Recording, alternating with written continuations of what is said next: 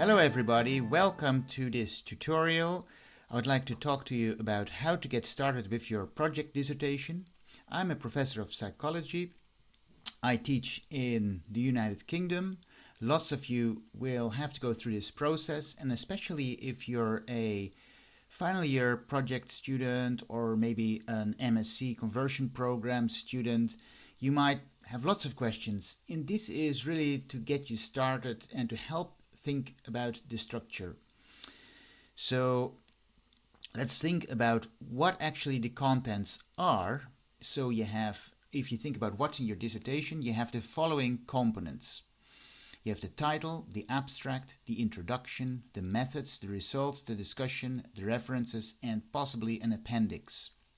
Now I'm going to talk a little bit about how to get started with each of these sections. Let's start it with the title.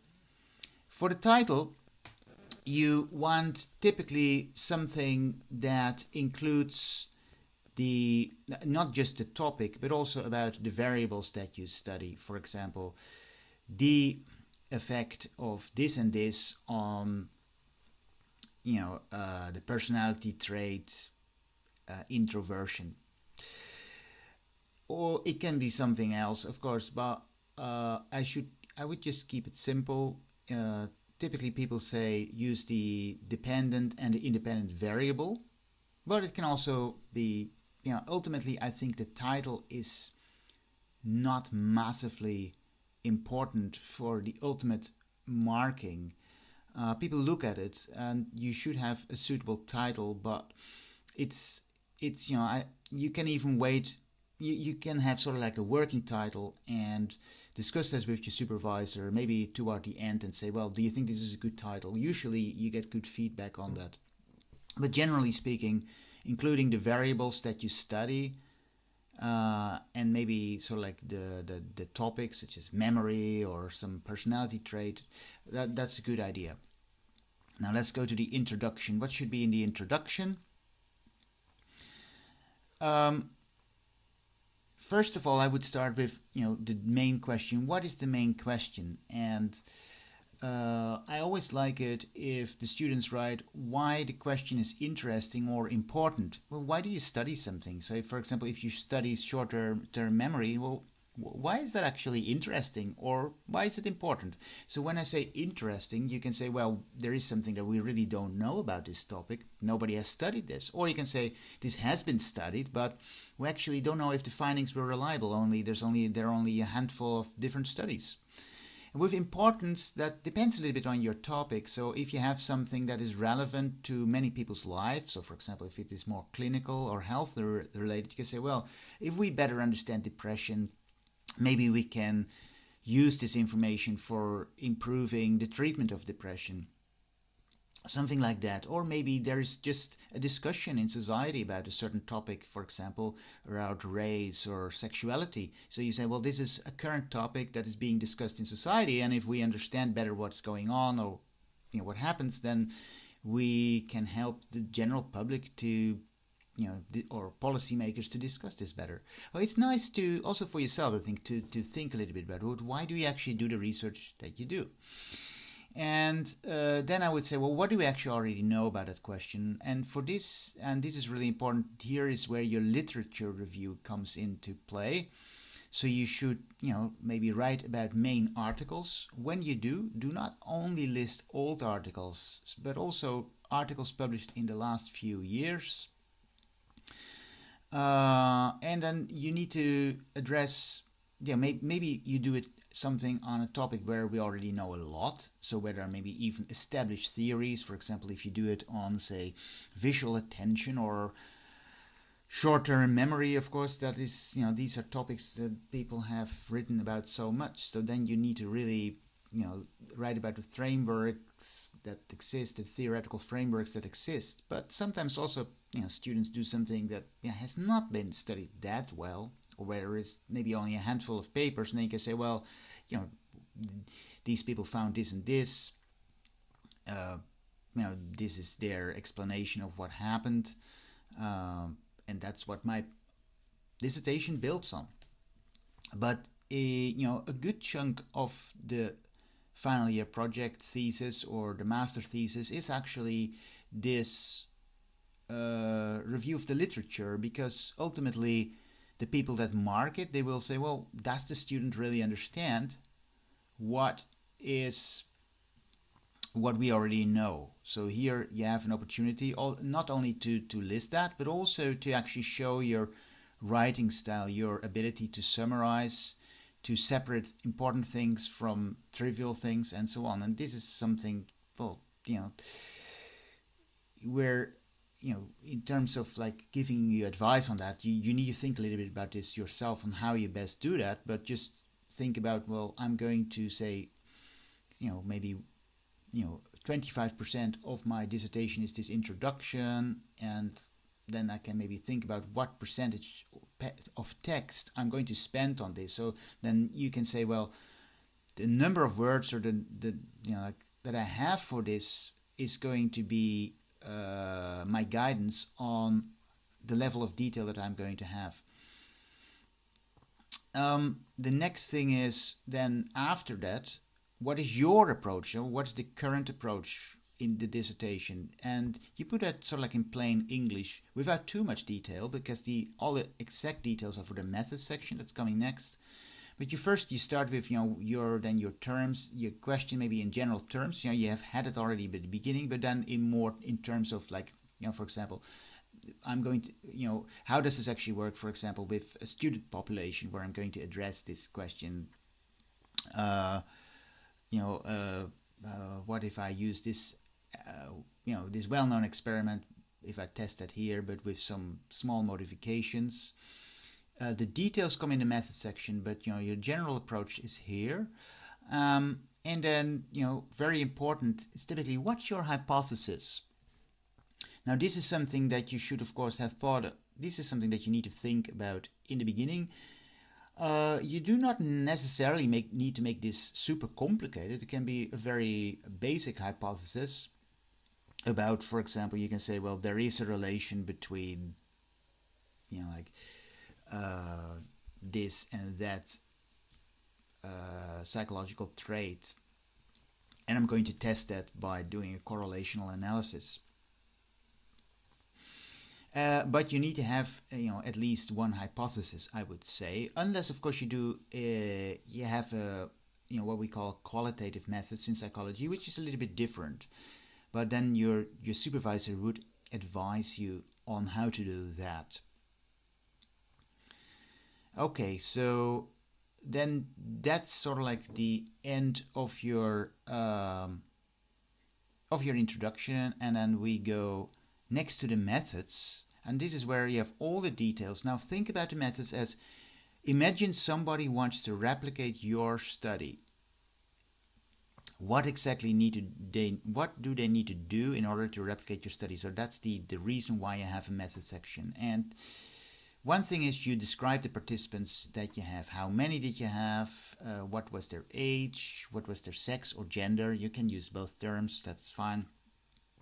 But this is really, so for example, you can say, well, I had 25 participants, maybe 10 men and 15 women, aged 18 to 45 or something like that.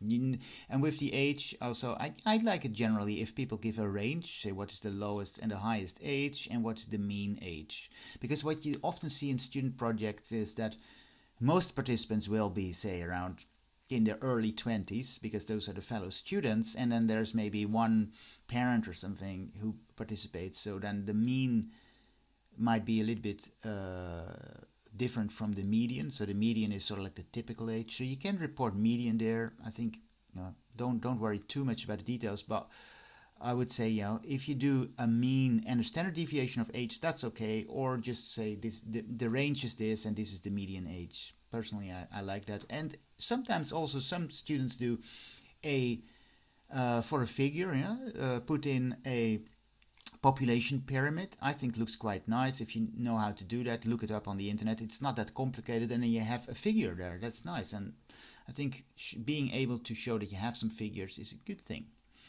You also need to say how you recruited your participants.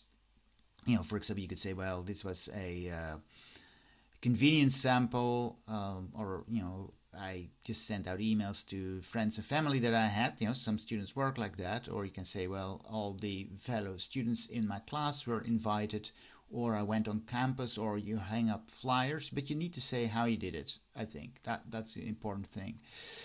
Materials and equipment. At the very least, say if you use software, what software did you use, and make sure that if you, for example, use Site Toolkit, right? So the Site Toolkit is very specific about how you need to cite it. So there's a 2010 and a 2017 citation currently that you need to cite. If you use other software or hardware, just list that here in the materials and equipment. Also describe the stimuli. These can be the images or the figures or the words that you use, that you show to participants. If you have a questionnaire, you can, if it's a long questionnaire, I would refer to the appendix and say, well, the whole questionnaire is in the appendix, but these were the sort of like the things that I tested. And you can say, for example, I had a depression questionnaire, I had a questionnaire about, I don't know, about food or whatever you have. If you do a cognitive psychological experiment, then you say, well, I used the Stroop task, these were the stimuli, or whatever task you use, but try to make it so that people can repeat it. So the stimuli, all the stimuli, not only their important stimuli, but also the not so important stimuli, like the size of the fixation cross, the color of the screen, all these things need to be described. I think not people do not always do it, but the more detail, the more likely people can replicate the study, and that's the ultimate purpose. I don't think you would be criticized for giving too much detail, but you might be criticized for giving too little detail. As long as it's reasonable and it all fits into your word count. The procedure, if you do a cognitive psychological experiment, describe the timing of a trial. Try to do a little figure here with a timeline of one trial. If you have a questionnaire, say a little bit, about things like, people started maybe with a consent form, then they filled in like, maybe 50 questions, and that typically is, designed to take about 5 to 10 minutes. So the time, I think, for anything, actually, also for a cognitive psychological experiment, is quite important, right? How long does it take? Because, say, if you say, well, my study took 3 hours to do, then immediately people will know, oh, probably participants got tired toward the end. Or what did you might say, what did you do? Did you give people breaks? Or was this an online study that people did at home? Or was it in the lab? All these things, they need to be listed. So what exactly did your participants have to do? Duration. And then finally also, people do not always do it in the methods, but I think you can say something about your data analysis. I think it is good practice. Say what software you used. Most students in psychology will use something like SPSS. Some students will use something like R. But you can say, well, for example, I did descriptive analyses and 2x2 ANOVA with the software SPSS. You don't need to go into enormous detail there, but it's good, I think, to have that section. Right, okay, then the results section. Now, one thing that I would like to say is follow generally the APA, the American Psychological Association guidelines, if you're in psychology, of course. So they have specific ways of reporting statistics. They have specific ways of formatting tables and so on, and they're quite nice. If you follow them, they are always okay. One thing that students often get wrong is how to format the letters. So for example, if the F test or the T for the T test or the P value, they need to be in italics. Well, look at some example papers, maybe of your supervisor. That gives you a good indication on how these things are formatted. And if you do it like your supervisor, you lower the risk of being criticized for doing it that way. Make sure to answer the questions that you have set out in the introduction. Again, use descriptive statistics just to describe, what were the mean scores, the standard deviations, and so on. A figure or a table of the descriptive statistics is always nice. It depends a little bit whether you want to do that or not, but I think it doesn't harm, I think partially the dissertation is about doing a good research. That you understand how academic papers are described. But to some degree, it's also you communicate that you can say, well, I can do this, right? I know how to do this. I've gone the extra mile on making it a really nice presentation. Inferential statistics are like things like where you draw conclusions based on probabilities, such as the F-test, the ANOVA or the T-test, correlation, and so on. Yeah, okay, so that's it. In the results section, already plan whether you're going to do a figure or not, and think about how you would do that. Learn that a little bit before you maybe even do your data analysis, so that you don't have everything at the end when you have to submit that dissertation. I see that you can very quickly spot whether students came into for difficulties with not being in time. So plan this ahead. Then the discussion. So it has a clear structure. You always start, the first paragraph should be just a short summary in words about the main findings.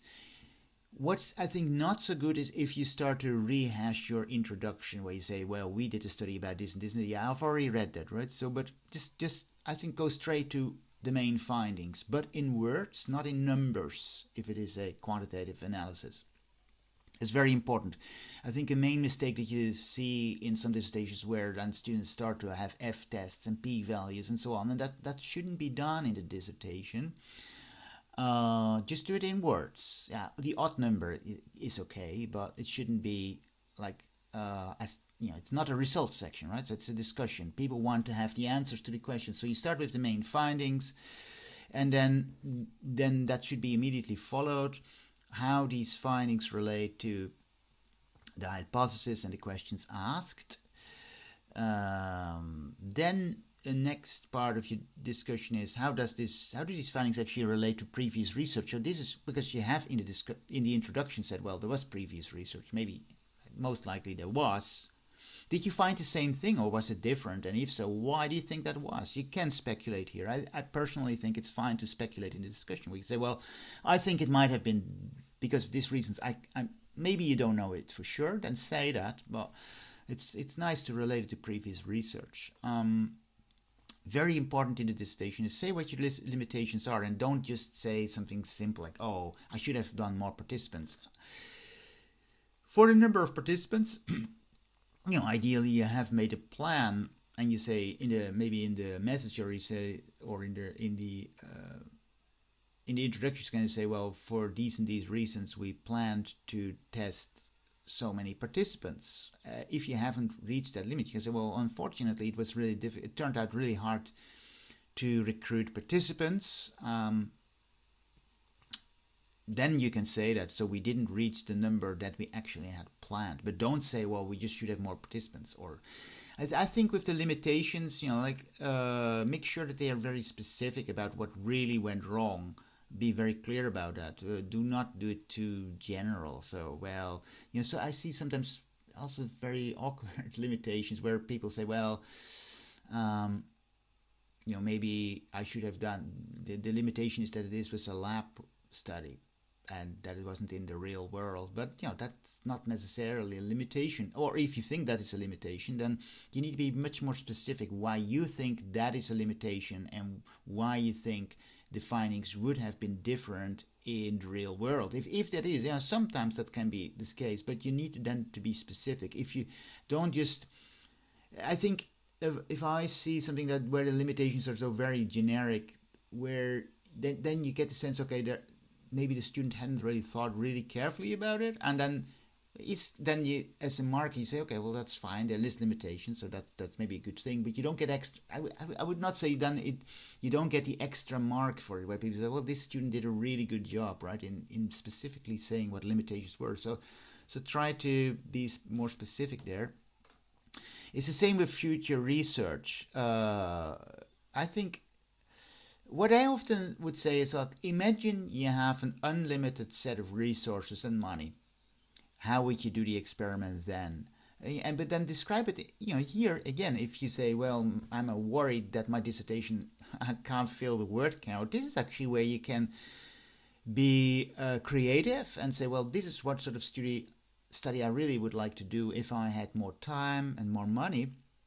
And but then be specific. Why? For what reasons? Why is that good?